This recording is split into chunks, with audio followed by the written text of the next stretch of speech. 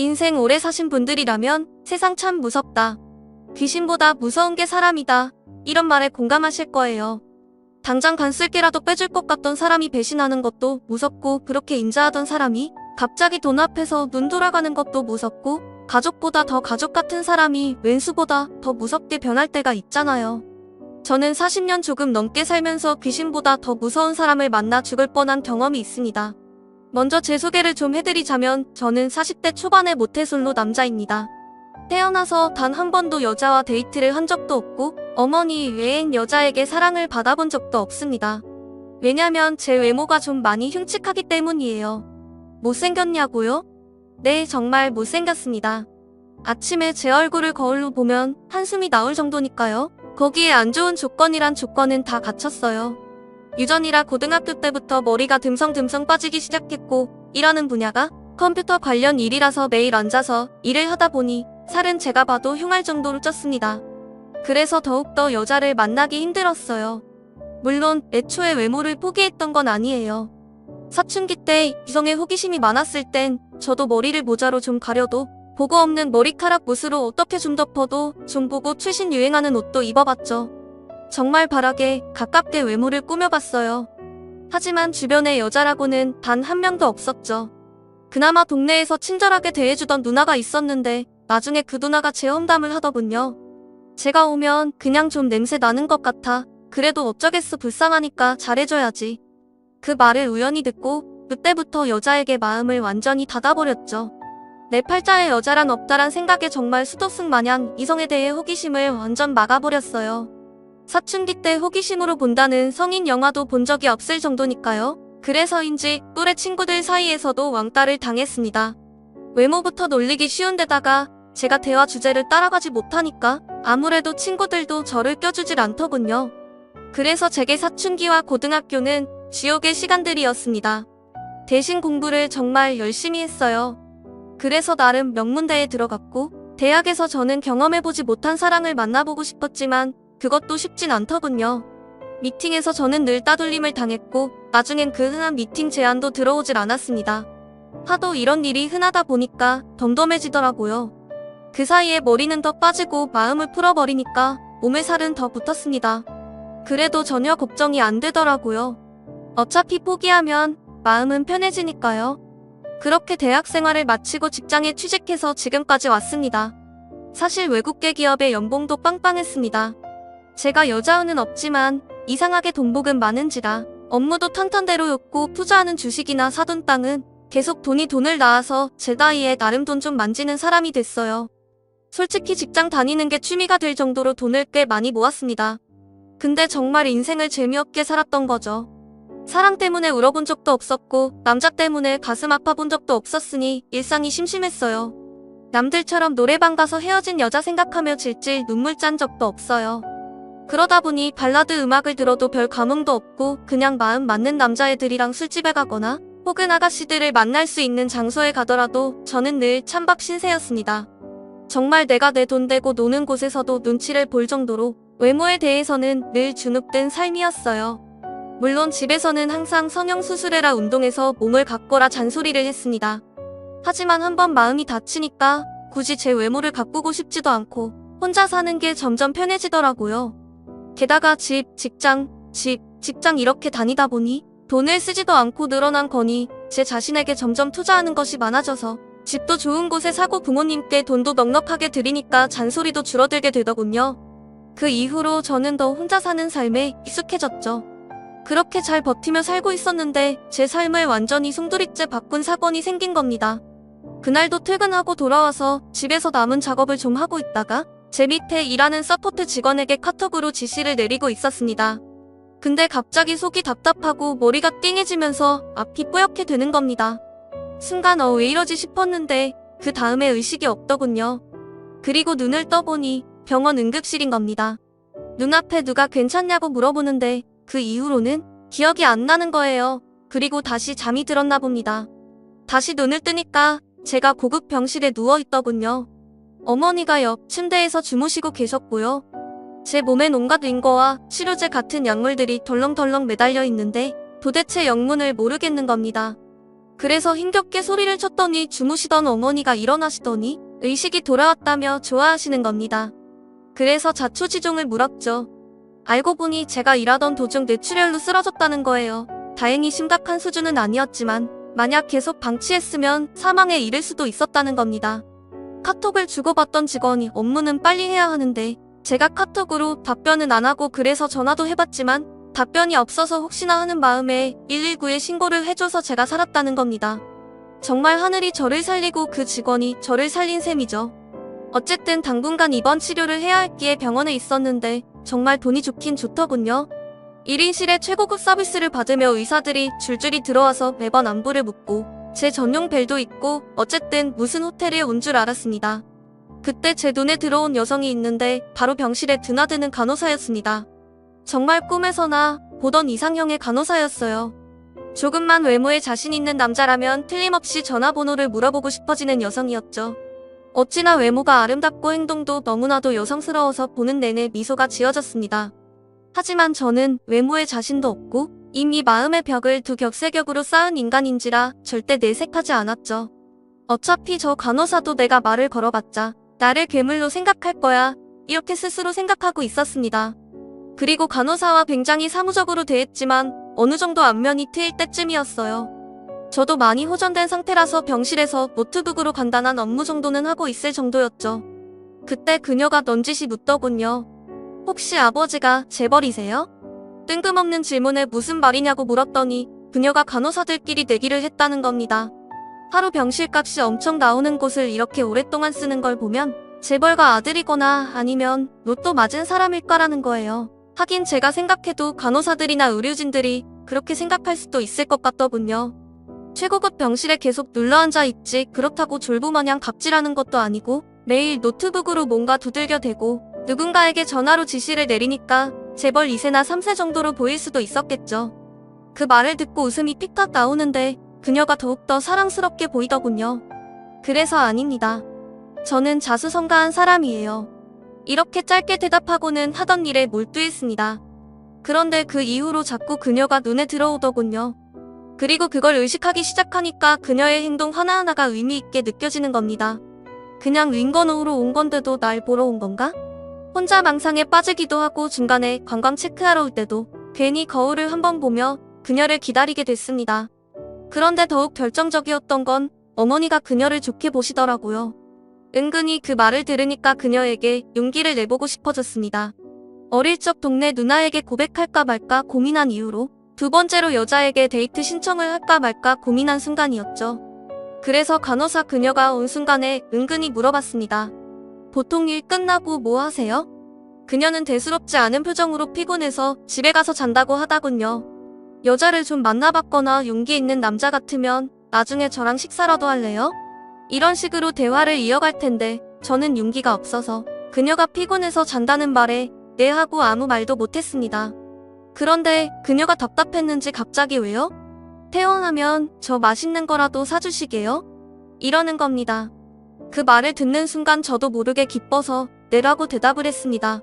누군가가 먼저 밥을 먹자는 제안, 그것도 짝사랑하던 이상형의 여인이 먼저 밥을 먹자고 하니까 세상을 다 얻은 기분이었습니다.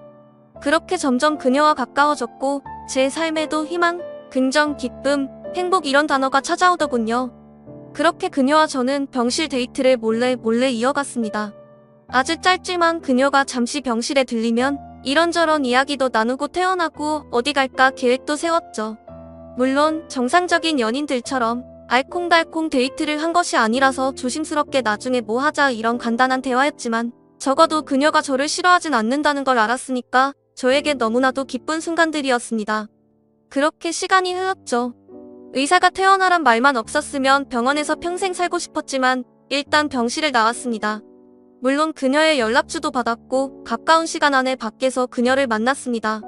매일 간호복 입은 그녀를 보다가 사복 입은 그녀를 보니까 심장이 콩콩 뛰면서도 한편으로는 머리도 벗겨지고 배 나온 제 모습이 초라해 보이더군요. 저랑 그녀가 둘이 걸어가는데 사람들의 수근거림이 들리는 것 같았습니다. 그녀도 그런 수근거림을 들었는지 저에게 어디 조용한 데 가서 이야기를 나누자고 하더군요. 그렇게 조용한 카페에 들어갔고 처음으로 정말 진지하게 이야기를 나눌 수 있었습니다. 그녀의 어머니는 신장에 문제가 있어서 아프시고 아버지는 사업가였지만 사업이 망한 후 집안 사정이 어려워서 그녀가 거의 가장 노릇을 하고 있다는 겁니다. 매일매일 무료하게 병원 생활을 하며 지냈는데 그녀가 나타나서 간호사들 사이에서 제 정체가 나름 이슈가 됐었다는 거예요. 그래서 자기가 용기를 내어 물어봤고 이렇게 만나게 됐다는 거죠. 그 말을 들어보니 나도 누군가에게 관심을 받을 수 있다는 게 신기하기도 하더군요. 그래서 그날 첫 만남 때 제가 아는 모든 정보를 다 동원해서 최고급 푸코스로 그녀를 즐겁게 해줬습니다. 가장 전망 좋은 레스토랑에서 식사를 했고 가장 좋은 와인으로 그녀의 입을 즐겁게 해줬습니다. 최고급 차로 그녀를 집에 데려다 줬고요. 그녀는 부담스럽다 하면서도 내심 좋아하는 눈치더군요. 그래서 헤어질 때쯤 용기를 내서 물어봤습니다. 근데 저랑 계속 만나주실 건가요? 그러자 그녀는 말없이 고개를 끄덕이더군요. 그렇게 우린 연인이 됐습니다. 제 인생에 단 한 번도 꿈꿔본 적이 없는 기적 같은 일이 매일매일 생기게 된 거죠. 그녀가 비번인 날엔 회사에 찾아오기도 했고 그날은 회사에 난리가 난 날이기도 했습니다. 회사 사람들이 이게 무슨 일이냐며 기겁을 했을 정도였죠. 하긴 그럴만도 했습니다. 매일 일만 하는 찐따 직원이 어디서 미스코리아 뺨치는 여자친구를 데려왔으니 회사가 뒤집어질 만도 했죠. 모두들 수군대고 저에게 와서 비결이 뭐냐고 묻는데 어깨가 으슥해지는 겁니다. 옛말에 아내가 이쁘면 처갓집 말뚝만 봐도 절을 한다더니 그 말을 실감하겠더군요. 저의 자존심을 높여주는 그녀를 위해 제가 못할 일은 없었습니다. 그리고 숨길 것도 없었죠. 제가 가진 모든 것을 보여주고 알려줬습니다. 그녀 역시 자신의 모든 것을 저에게 줬으니까요. 정말 행복한 순간이었습니다. 그래서 하루는 그녀에게 물어봤어요. 나도 얼굴 싹 고칠까? 근데 너무 안 어울리는 외모잖아 그랬더니 그녀는 제 얼굴을 하염없이 쓰다듬으면서 난 자기의 이 얼굴이 너무 좋아 다른 사람이 가질 수 없는 얼굴이잖아. 그래서 당신만이 가진 거고 그래서 나만의 사람이 될 수 있는 거잖아. 그러니까 외모 신경 쓰지 말고 이젠 건강에 신경 써 이렇게 이야기해주는데 스르륵 안 녹을 남자가 어디 있을까요? 그 이후로 저는 그녀에게 더욱더 최선을 다했고 그녀가 하라는 것은 다 하게 됐습니다. 모르는 사람 눈엔 제가 그녀의 노예로 보였을 수도 있을 겁니다. 하지만 노예로 불려도 좋았어요. 저는 그녀에게 푹 빠졌으니까요. 그렇게 그녀와 만나게 된 후 2개월 정도 지났을까 그녀는 결혼을 빨리 하자고 하더. 저는 그녀에게 푹 빠졌으니까요. 그렇게 그녀와 만나게 된 후 2개월 정도 지났을까 그녀는 결혼을 빨리 하자고 하더군요. 좀 급한 감이 없지 않나 저는 좀 망설였습니다. 그랬더니 그녀는 자기가 왠지 마음이 변할 것 같아 이러면서 강하게 결혼을 밀어붙이는 겁니다. 저야 좋았죠.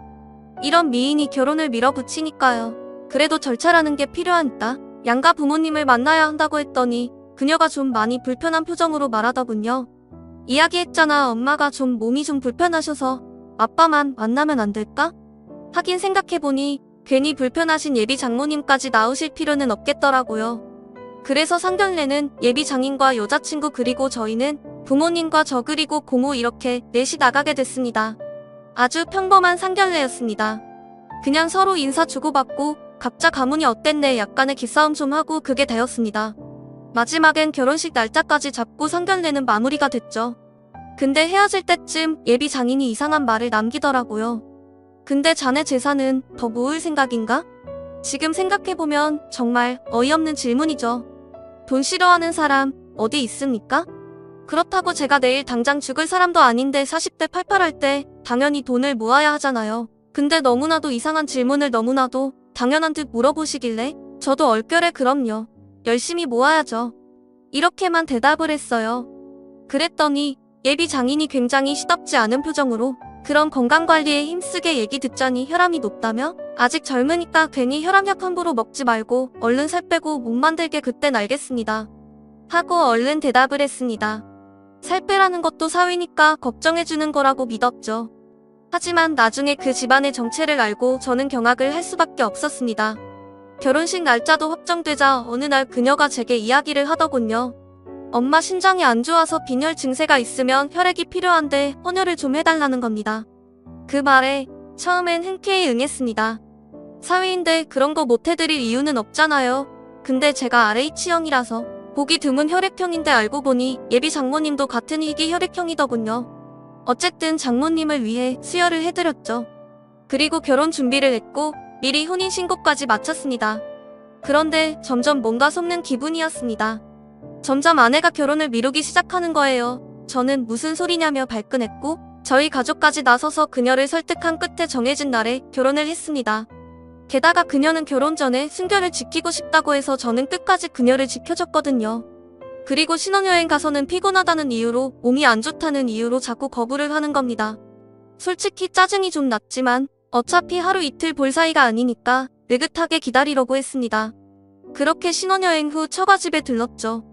장모님이 좀 편찮으셔서 경기도 외곽의 작은 주택에서 장인 장모님은 거주하고 계셨습니다. 찾아가는데도 시간이 좀 걸렸지만 건강 때문에 몇 번 뵙지 못했던 장모님을 결혼식당 이후로 뵈니까 너무 반갑더라고요.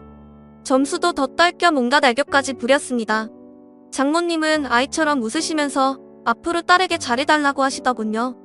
그래서 제가 어떻게 하면 잘하는 건가요? 라고 우스갯소리로 질문을 했더니 장모님도 우스갯소리로 경기도에 있는 건물 명의를 넘기면 되지 이러시는 거예요. 가족끼리 깔깔거리며 웃어 넘겼죠. 게다가 장모님이 어찌나 잘 챙겨주시던지 제가 다 몸둘바를 모르겠더라고요. 근데 피곤해서 그런지 그날 장모님이 차려주신 밥을 먹으니 졸음이 살살 오는데 도저히 잠을 못 참겠더라고요. 그래서 잠깐만 눈을 감아야지 했는데 눈을 떠보니 한낮이었습니다. 이미 장인어른은 동네 마실 다니러 나가셨고 장모님은 병원에 가셨고 아내만이 부엌에 있더군요.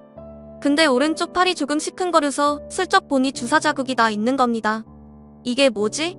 조금 궁금해서 아내에게 물었더니 일하는 병원에서 연락 왔는데 자기한테 전염성 질환이 있다고 해서 혈액 샘플 보낸 거야 이러는 겁니다.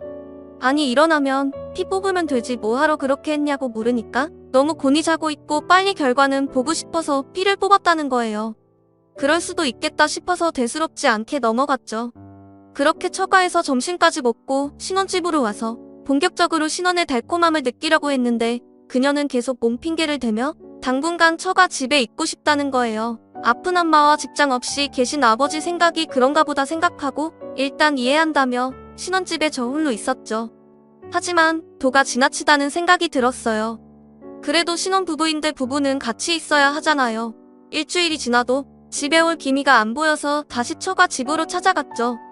그랬더니 아내는 갑자기 애교를 부리면서 오빠 오늘 여기서 자고 내일 신혼집 가면 내가 그동안 못했던 거 더 잘해줄게 그러니까 오빠 경기도에 있는 땅 그거 명의를 우리 아빠한테 줄 수 있어? 이게 무슨 귀신 시나리오 까먹는 소린가 싶었습니다. 한 번도 저랑 침대에 누워본 적도 없던 그녀가 갑자기 애교를 부리는 것도 이상했지만 또 갑자기 땅 명의를 옮겨달라는 것도 기분 나쁘더군요.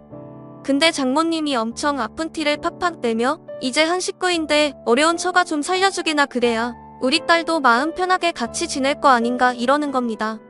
아니 무슨 딸 가지고 장사하는 것도 아니고 평생 모은 돈으로 나의 투자 감각으로 사둔 땅을 누구 좋으라고 한 번에 땅 주인 명의를 넘기겠습니까?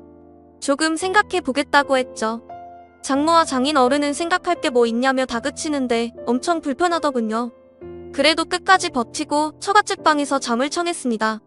그리고 새벽쯤에 목이 말라 눈을 떴는데 살짝 열린 방문 틈으로 아내와 장모님의 대화 소리가 들리는 겁니다. 아내는 굉장히 짜증난 목소리로 아 진짜 이 짓도 못 해먹겠어. 저 인간 얼굴 보는 것도 이젠 역겨워서 못하겠다고 어떻게 해야 할지 모르겠다니까.